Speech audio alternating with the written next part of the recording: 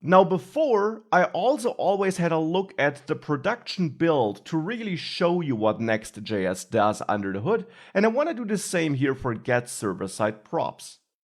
So for this, I will add a console log statement here, where I log server-side code, so that we see when this function runs.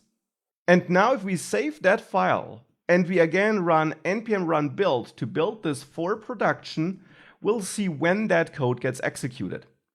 Now here, if I make this a bit bigger, we see that we again pre-generated a couple of pages, and importantly, it's the same number of pages as we generated before. It's still the starting page /nothing with the revalidation recognized. It's then the 404 page, and it's then the product pages for P1, P2, P3, and so on. Now, the user profile page was not pre-generated, as is in the end signaled by this lambda symbol here. The UID file also wasn't pre-generated.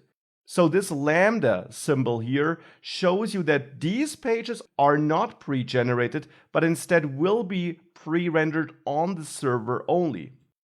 And that makes sense because in user profile, we're using getServerSideProps, and in UID, we're using getServerSideProps. That's why those pages are not pre-generated. So now with that, if we again start our server with npm start here, if we load localhost 3000, we're on this page here. But if I now visit the user-profile page here, and we see Max, if we go back to that terminal where I started this production server with npm start, we see server-side code being logged here. So this output here. We see that log here, and that proves that this code now executed, but as shown before, that this page was not pre-generated. With that, I'm going to get rid of that console log statement, but I hope it's crystal clear when which code runs now. And that is it for getServerSideProps and getStaticProps, and also for getStaticPaths. I hope the differences are clear, especially between static pre-generation and server-side code that only runs there.